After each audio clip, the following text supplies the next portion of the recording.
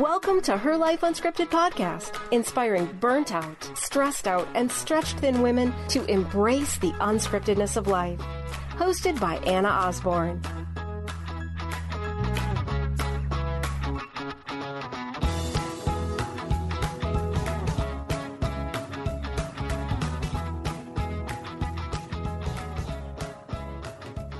Hello, ladies, and welcome to Her Life Unscripted, episode 68. I am your host, Anna Osborne, and I'm excited to be here with you all today. I've got a little cold or a frog going today, so unfortunately that is one of the things about podcasting is when your voice is not up to par, but you have an episode that you really want to release, you just roll with it. So I do apologize. We'll see if it'll warm up throughout the episode today, but I've been drinking warm tea and trying to take care of it, and it's still a little froggy, so just wanted you all to know that. But I'm excited to be here with all of you. It's actually early in the day, and I wanted to record this episode because I wanted some quiet around me. I don't know if it is an age thing as I get older, or I have no idea, a busyness of life, but I feel like as time is passing, my threshold for just ambient noise is less and less. And even to the point where I'm at a restaurant and I'm thinking, it's so loud in here. Or I was getting my kids' haircut the other day and they had music on in the little, Great Clips shop.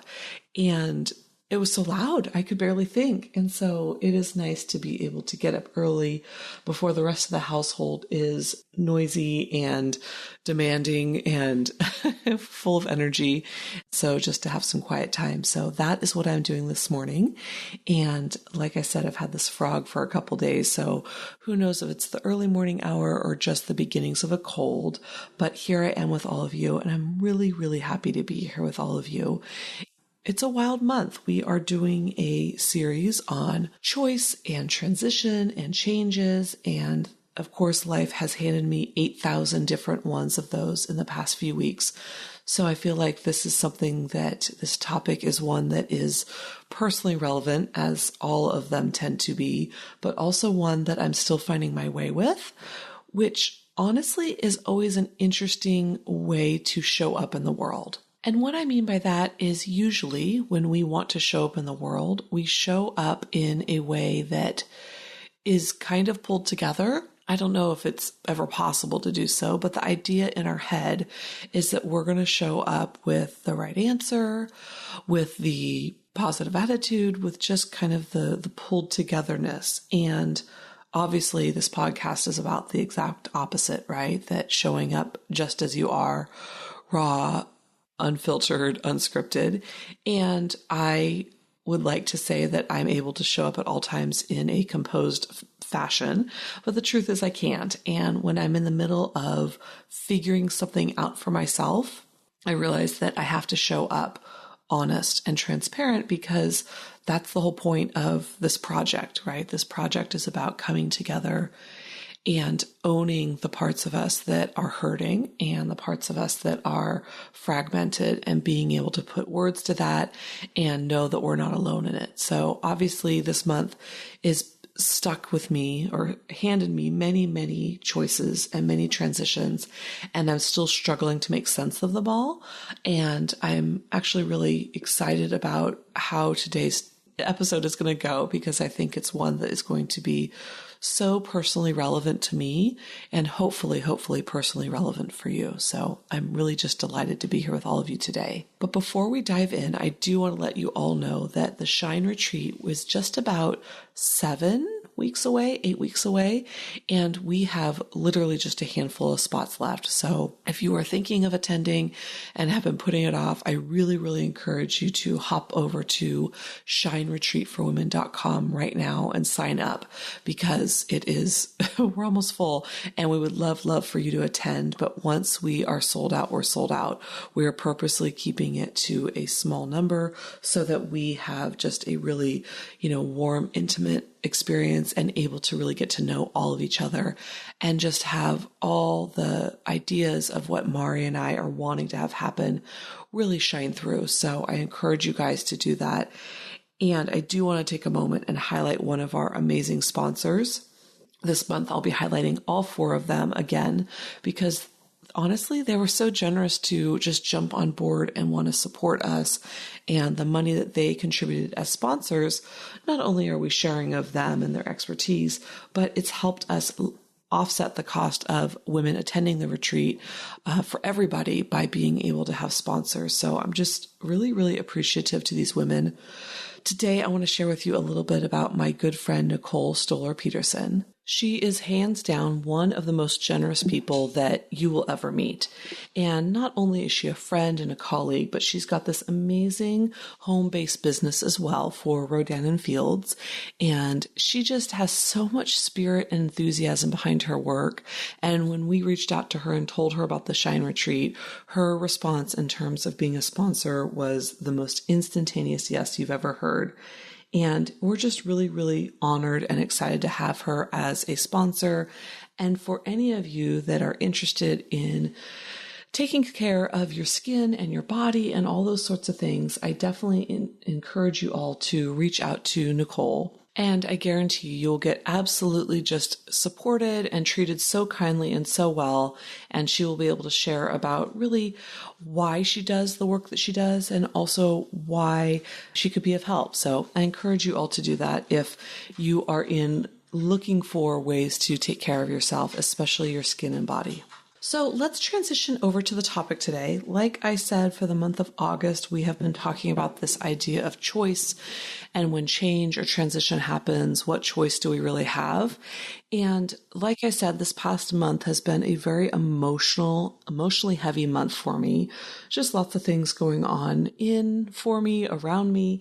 And what I realized after, listening back to last week's episode and especially feeling like the transition or the change is getting thicker for me, meaning there's more things that are being layered on top of layered on top of layered, is I put the cart before the horse. And I owe all of you an apology for that. We started last week talking about this idea of change and transition. And when it happens, do we have a choice, right? Do we have a choice? And what we kind of discussed is, we have a choice of how it defines us. Right? That we don't have control over change. Lord knows that's true, right? We don't have control over change, but we do have control over how it defines us. And so listening to last week's episode, I realized the reason I owe you all an apology is because we didn't talk about why it sucks. And what I mean is that when things happen to us that are totally outside of our control, we have to go through a period of putting words to how bad it is, right? I have been raised by a Pollyanna mother who I love to death, and she is able to find the bright side of pretty much any situation. And that is a strength of hers, and I appreciate that strength. And yet before I can get there, when things are happening around me and I don't have any control over them, I have to be able to talk about how bad it is, right? And right now, with all the changes happening to me, I have had to talk about how bad it is before I can then start figuring out what I'm going to do about it. Because I'm good at figuring out what to do about things. I'm good in crisis. I'm good, thankfully, right? I'm a therapist that's good in crisis. Praise the Lord. But I'm good in crisis. I'm good when there is lots of things going on, being able to stay calm, stay grounded, come up with a plan. And so if there is 9,000 logistics happening around me, I'm okay being able to kind of sort through them, find out what are the biggest priorities and move forward. And with that strength also means that when things are happening outside of my control and it sucks, right? It hurts. It's causing me to emotionally be impacted. I have to remind myself that it's okay to wallow for a bit. And obviously there is 8,000 different unscripted things that happen to us in our life.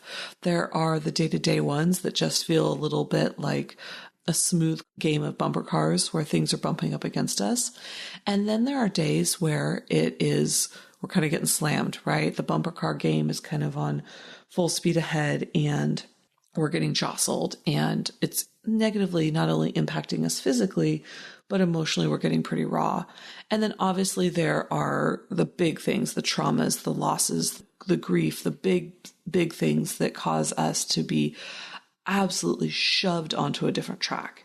And so right now, what I'm talking about in terms of the wallowing or the it sucks, it's kind of that middle category, right? It's where life bumps up against you pretty big, and we have to realize the emotional impact before we can proceed forward. And so that can look different for any of us.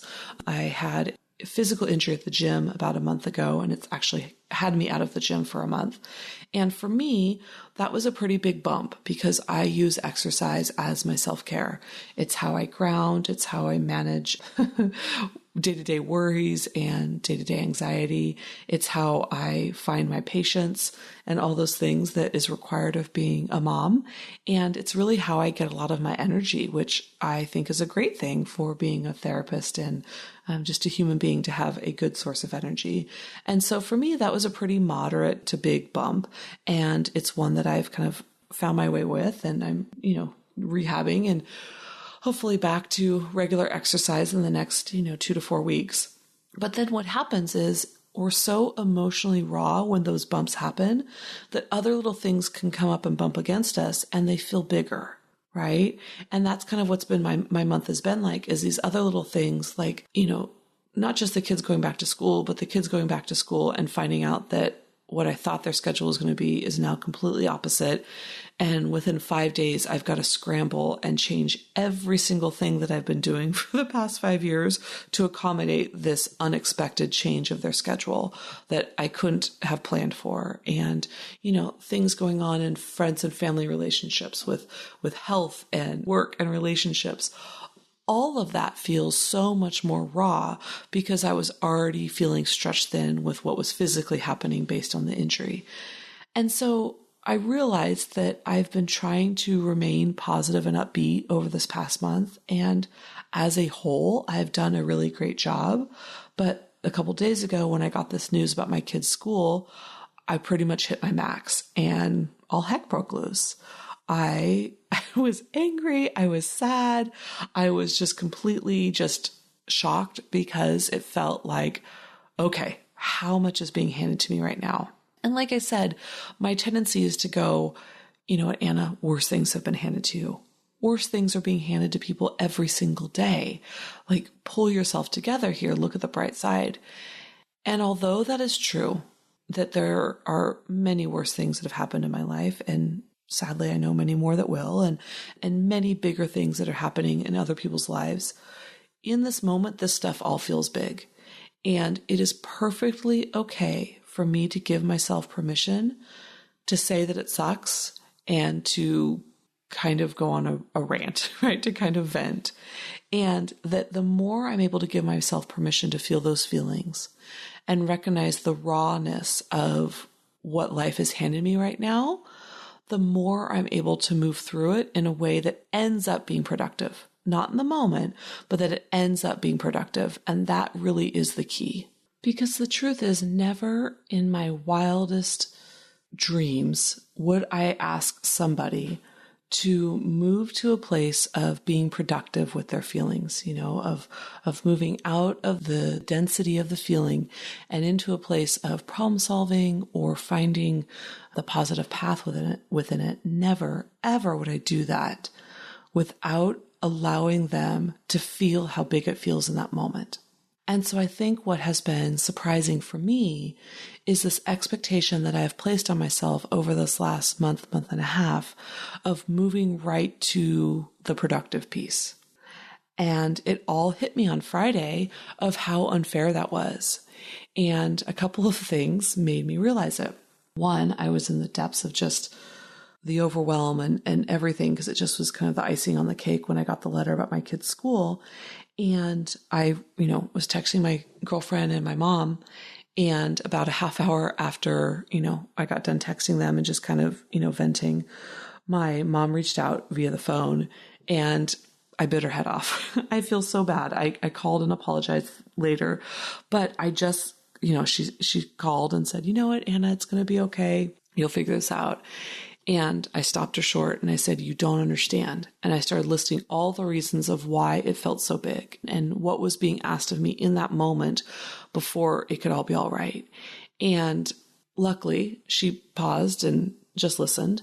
And we got off the phone and I was getting ready to see my girlfriend that night. We were going to get together with our families. And I sent her a text and I said, she'd been the one I've been texting about all this. And I said, just so you know, tonight I will be venting, complaining, potentially crying, and you are not allowed to say it's going to be all right. In fact, the only thing that you are allowed to do is to equally agree with every ridiculous thing I'm coming up with in terms of a complaint. And then I said, I'm only telling you this to set you up to succeed. And of course, her response was so loving and kind that she said, I got you, and bring it on. I will be there. I have strict instructions. I understand what it is that's required of me.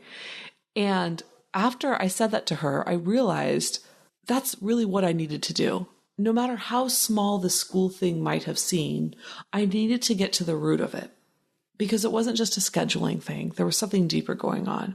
And obviously it came at the expense of, being snappy with my mom, which I don't like doing. I love her and I want to treat her respectfully.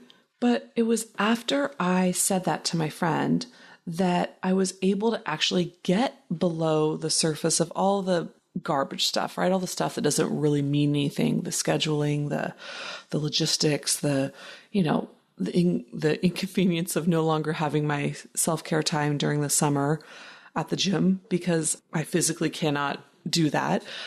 It was able to allow me to get to the emotional part of it, which was that emotionally I was hurting. There's lots of transitions going on around me and they're really making me sad.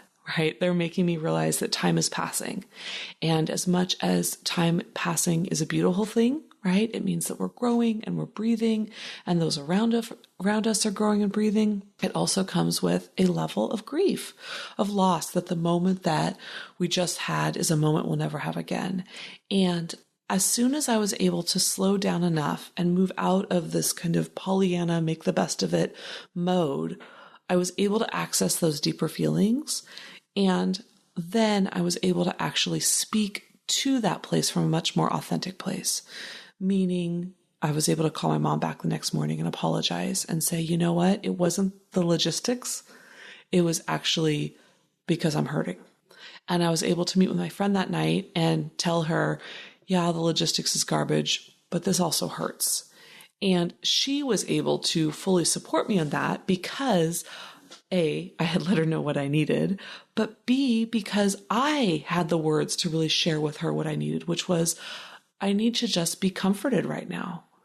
And realizing that I have sold you guys all short, yes, last week when we talked about this choice in amongst change, by also not giving you guys the platform to say, we can talk about how much it sucks. And we don't have to look at it through rose-colored lenses until we're able to. And really, that's my sentiment from today, is that when change is happening, when transitions are happening all around us, there's going to be a huge part of it that just sucks. A part of it that hurts, a part of it that has whatever emotional significance it has to you, just like it did to me.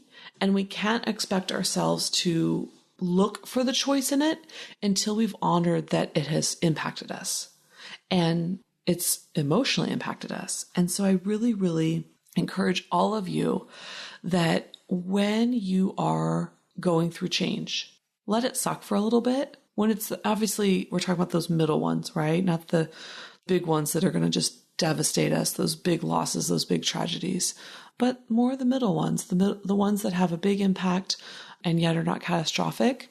Don't move to a place of it's all going to be okay too quickly.